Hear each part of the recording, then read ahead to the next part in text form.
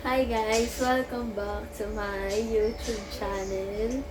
So, for today's video, gagawa tayo ng makeup tutorial using Dazzle Me. Kasi sobrang nagte-trending siya ngayon. So, subukan natin siyang gamitin. Si Dazzle Me. Nakalimutan kong maglagay ng something pa sa face. Ng moisturizer. Wait lang. Lahat ng products na gagamitin natin ay galing kay Dazzle Me. So, lalagay ko na itong headband natin. Ayan.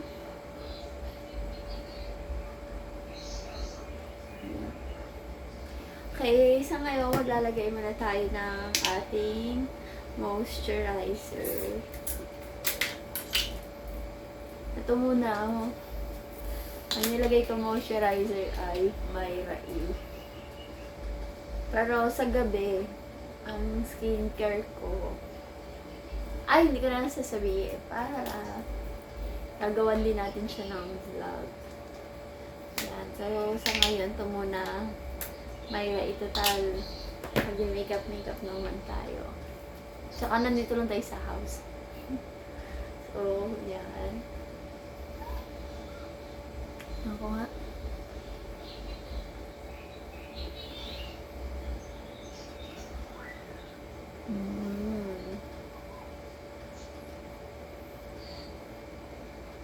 Ayan. Tapos hintayin natin siya medyo matuyo-tuyo ng konti. Dapat talaga ano to eh.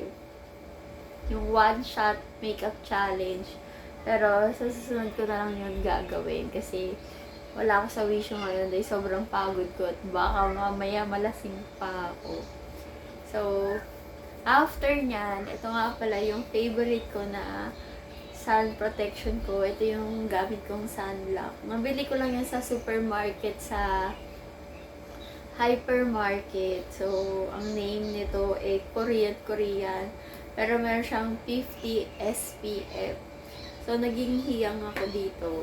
Meron pa ako doon isang box. Bumili din ako dahil ito na ata yung pinakamurang sunblock na nakita ko. Kasi halos lahat pa 500, 400. Ito 200 lang. So, di tayo sa mura. Tapos Korean ano pa siya. Product. So, meron din siyang ano nito eh. Yung parang may makeup ka na. Kaso ako more on dito lang tayo sa mga cream. More on natural na lang siya. Pero susubukan ko din bumili nun kasi kailangan din sa work para madali. Ayan, nagwo-white cast siya. Ang bilis niya matuyo sa aircon na. In fairness, samantala kapag nasa labas ako at hindi naka-aircon, tagal-tagal niyang blend sa face. Ayan. Hindi na ako masyadong maglalagay kasi dito lang tayo sa house.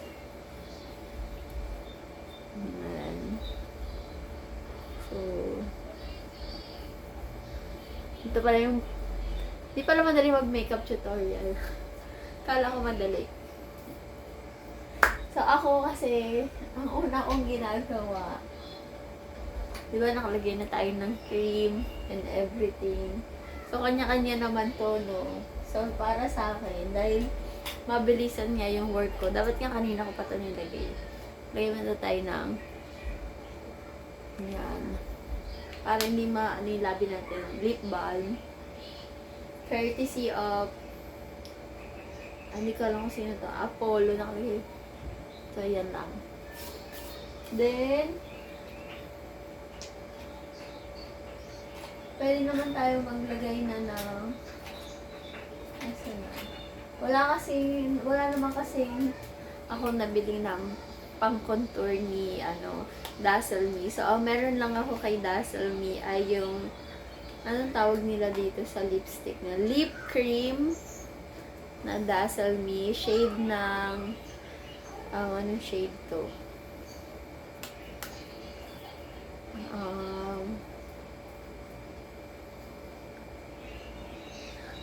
Parang number lang kasi. Wala siyang name. Hindi ko mabasa. Pumpkin Magic, saka Blazing Hot. So, ayun. Ito siya. Nagamit ko na siya. Yung isa pa, may touch siya ng red. So, gusto ko siya kasi kahit na matte siya, hindi matutuyo yung labi nyo sa kanya. As in. Ayan siya. Ayan. Touch siya ng brown. Mapakapal tuloy, sayang. Ayan, may touch siya ng brown. Ayan. Kasi ito naman, may touch siya ng pagka-red. So, bibili pa ako nito kasi may nagustuhan ako dun na kulay pa. So, yun. Yun na lang i-reward ko sa self ko. Ayan, may parang pagka-red siya. Ayan. So, yan yung gagamitin natin. At, syempre, yung pangkilay niya. Tapos, itong bago nilang lipstick na retractable. Yan. So, nagamit na din siya kasi nga, So, meron ako nung Star World 821 at saka yung Bunny Tang. Parang lip balm lang siya. So, makikita niyo yung mamaya. Gagamitin natin. Tapos, itong Dazzle Me Pressed Foundation. Shade ng Warm Mocha. Kasi actually kay Sia to. So, hihiramin lang natin siya. So, gawin na lang muna natin. Dahil, syempre, papasok na tayo sa work. Ang unang kong gagawin, parang mas bet ko yung red ngayon. So, try natin tong red na lipstick. So, ito ang gagamitin natin. So, ang gagawin ko muna, malalagay na lang ako muna ng pa-blush on. So, dahil nga, pag nag-work tayo, madalas ako nalilate na. Yung lipstick ko, yun na lang din yung binablush on ko. So, ito, pwede din naman siya. So, kanya-kanya naman treat yan. Yan. Kasi, ayoko din na mablush on kasi nagme-melasma yung skin ko. So, minsan, iniisip ko, baka dun yun sa mga blush on na ginagamit ko din. Or mga tint. Yan, diba? Medyo namula agad tayo. Maganda tong gamitin. No, isa naman. Yan. Yan siya. Ganyan-ganyan lang natin. Yan. Same din dito.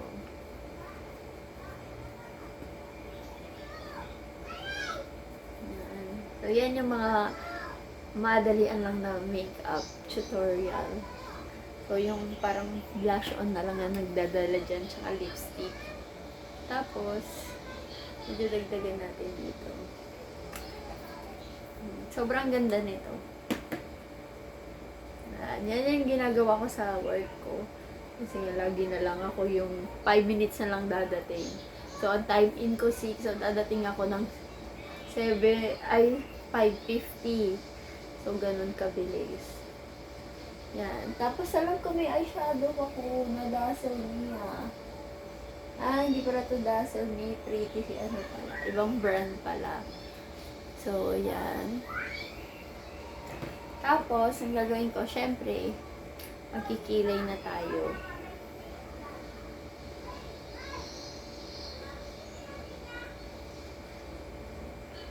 Ako nagkikilay na ako agad. Tapos, i-retouch ko na lang siya ulit after ng, powder. Yan. So, hindi ako ganun kagaling magkilay.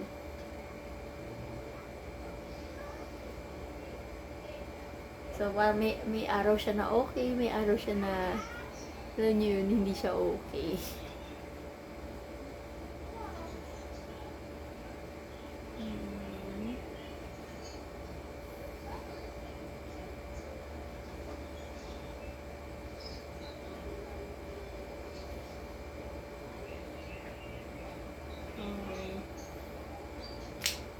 Brushing lang natin.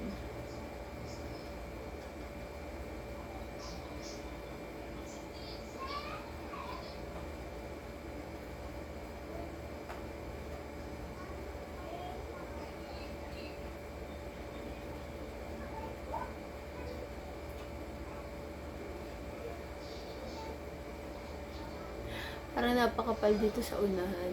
Binrush ko lang naman. O, hayaan na muna natin. So, dapat talaga, meron talaga tayong mga pang, tawag doon? Concealer. So, put na natin tong foundation, press powder. Maganda din siya sa face. Kasi nagagamit ko siya, hindi ako nag-oily.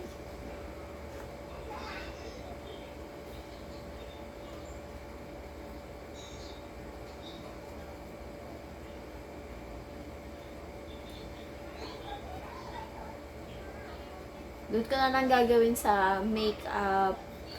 One shot makeup challenge, yung makeup talaga na pang makeup ko talaga. Pang mga medyo malakasan, yung complete makeup. Ito kasi pang work lang natin tong makeup na to. Using Dazzle Me or Dazzle Me. Baka naman. So, yan. Ganyan lang tayo. Para hindi lang, mukha lang tayong fresh sa work. Tapos, maglalagay na tayo ng lipstick. So, gagamitin natin tong medyo red. Or yung brown na lang. Pero dapat kasi yung lipstick ka-turn na din ng blush on. So, ito yung applicator niya. Asan yung camera ko? Ito yung applicator niya. So,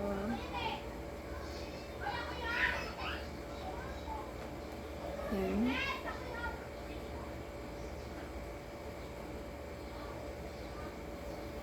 Okay naman yung applicator niya, malambot.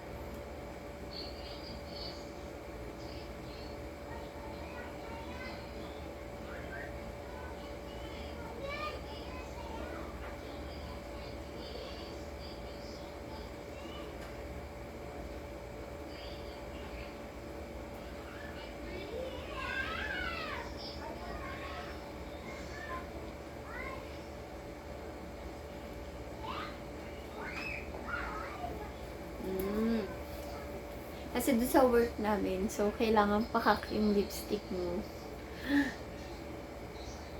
Para kita ka sa selling area dahil mataas yung ilaw doon. So, pag hindi red yung lipstick mo, hindi ka masyadong makikita. So, dadagdagan natin yung blush on natin kasi nga hindi din tayo makita. Dito pa nga lang, hindi nakita yun. Tingnan nyo, kahit may powder na yung makeup, ay yung mukha nyo, nabiblend pa din siya. Ganun kaganda yung ano na. Nag-stain nga lang siya sa water. Yan. So, ito na ang aking makeup. Diba? Simple-simple lang. So, pwede mo rin naman tong gamitin para dito. Para medyo, kunyari, chinita-chinita tayo.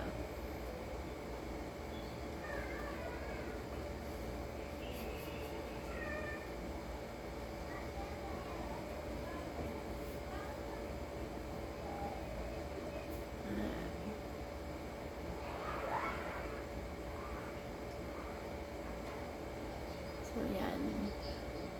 Siguro ito mga perfect kabila.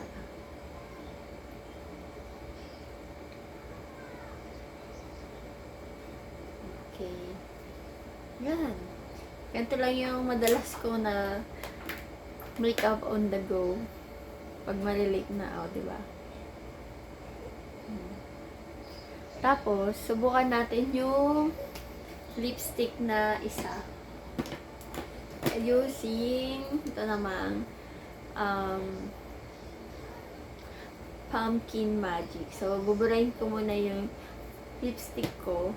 Tapos ito na may lagay natin. Wait.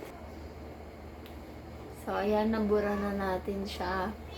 So, ito try naman natin tong pumpkin. So, para siyang brown na merong pagka-orange. Para sa more on brown. Ayun o. Yung shade niya. So, lalagay ko muna siya.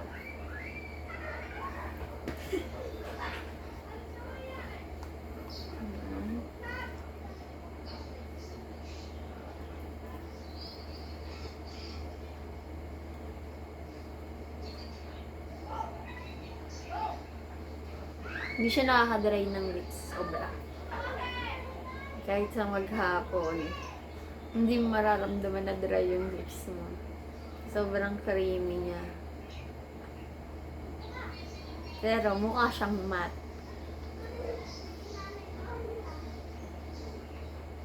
Ang ganda niya. Dazzle Me na yung naging favorite ko. Kasi yung Dazzle Me, ano din siya Korean product.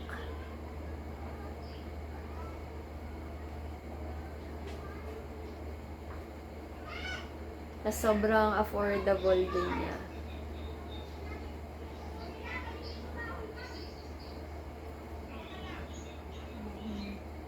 So, ito siya. Hindi ba? Bagay siya sa kahit anong color. Kung morena ka, maputi, okay lang siya. Di ba? Ang ganda. Ito namang mga to, marami na nag-swatch nito. Itong mga to, yung retractable. So, ito pa lang yung meron ako. Ayan yung na ganun siya. So, marami naman na nag-swatch nito. So, para siya, ito naman siya pink. Tapos, yun yung Star World. Kasi ito naman yung para lang siyang lip balm. Kasi plain lang siya. Ayan. Tapos, glittery. May kulay, ayan, plain lang siya. Ayan. So, sobrang ganda din nito. So, itatry natin. Kasi sayang naman yun yung lipstick ko. Burahin muna natin ulit. Wait lang. So, ayan, nabura na natin siya. So, ang ilalagay na muna natin, ang gamitin muna natin yung walang kulay. Itong, ano nga pangalan? Bunny Tang. So, ito siya. Wala tong kulay.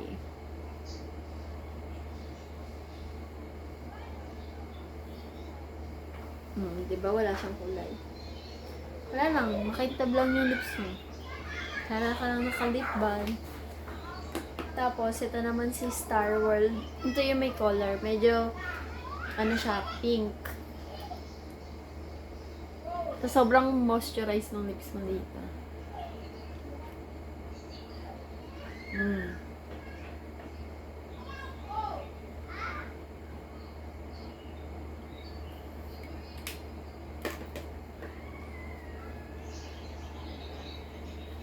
Okay, wait lang.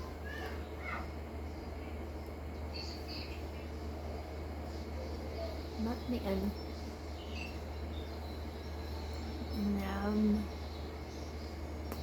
Okay. So, ayan yung mga gamit natin na Dazzle Me. So, ito yung mga on-the-go na makeup ko for today. Yan. Ito yung mga madalas kong gamit. So, yan. Diba? Ang ganda niya sa face. Sobra. So, abangan nyo yung one-shot makeup challenge ko. Yun yung makeup talaga na kailangan ko kumpletuhin natin lahat. So, eto kasi yung pang-araw-araw lang natin. So, ito yung madalas na ginagamit kong makeup pag mag-work na ako. So, guys, thank you for watching. And, please don't forget to share, like, and subscribe to my channel. Tapos, try nyo na din yung mga Dazzle Me. Kasi, very affordable and worth it. So, bye! See you on my next vlog.